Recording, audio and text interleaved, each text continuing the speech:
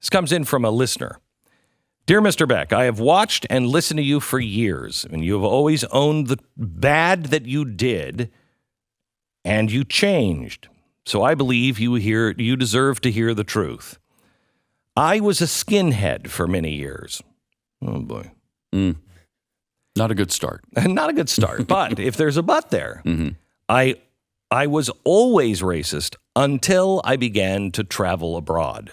That's amazing what happens when you start to, get out and see other things. So here we go. You need to know that the alt-right does not love Trump. In fact, he's despised for his love of the Jews.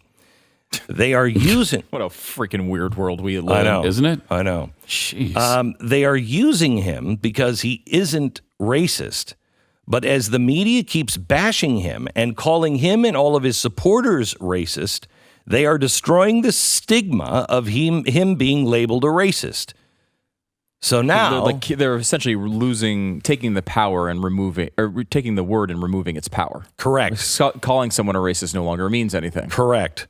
So now when you get a real candidate for the alt-right and they scream he's a racist, it won't mean anything. The media is the alt-right's best weapon. I can tell you more later if you wish to talk. I know you're not a racist or a hater. The only reason I tell you is my love for country, and I'm afraid war is coming. This is from a guy who is in the skin. I don't think they're afraid of a lot. It's an interesting point because they're able to make, like, let's say the alt-right or one of these actual white supremacist groups, which we do know are low in numbers overall, but still it's a poisonous ideology.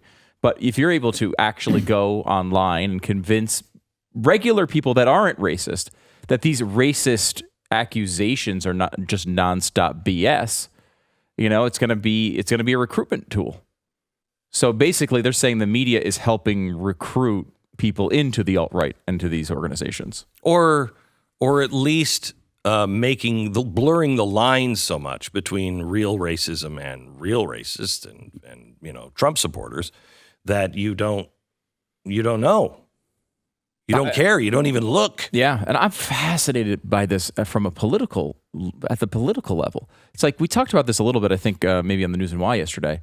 But there is, Hillary Clinton did the whole deplorables speech, and she made this big speech, and we remember it as, oh my gosh, well, she's calling all the Trump supporters deplorables. That is not what she was doing. She was actually talking to a Democratic audience and saying to Democrats, hey, I know you think everyone who could vote for Donald Trump is evil, but there's a bunch of them that are in this basket of deplorables, and a bunch of them are really bad, but there's some that might vote for us and are actually normal people who are just worried about the state of the economy, blah, blah, blah, blah, blah. Her point was, let's separate those Republicans into two groups, the evil ones and the good ones, right? Now, obviously, we disagree with her analysis on this situation. Okay, it needs to be said. However, what the Democrats are doing now is saying, don't separate them anymore. They're all evil. They're all racist. That's because the GOP also didn't do that. To hurt Hillary Clinton, you had to create the image that she was saying all people on Donald Trump's side are deplorable. But both of these sides do these things for political reasons at some level. Hillary was doing it. She probably does believe everybody on the right is evil, but she was doing it because she wanted to try to attract center-right voters, right? She was probably noticing that we're losing a lot of the Democratic support in places to Donald Trump. Right. Remember, a third of those who voted for Donald Trump, or about 20% who voted for Donald Trump, voted for Barack Obama. Mm-hmm. I think what's interesting here, though, is that the lesson learned from that speech, from the deplorables moment, from the Democrats, is we didn't call enough of the people racists. We didn't call enough of them deplorables. The problem was we only half-assed it. We only called half of them racists. We should have called them all racists, and that's what they're doing now. If that's the lesson they're taking from this, how are they possibly going to win this election?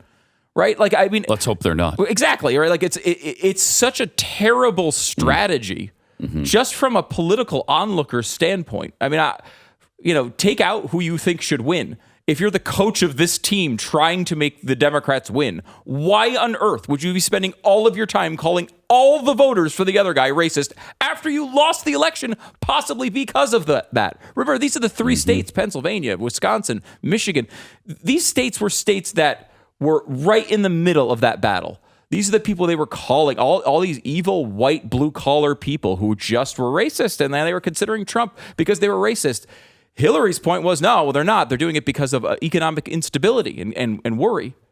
And their point now is, no, they actually were all racist, and that's why they did it. Let's call them racists publicly, and that'll work. They'll vote for us when we convince them that they're racists. Like, that's an insane strategy.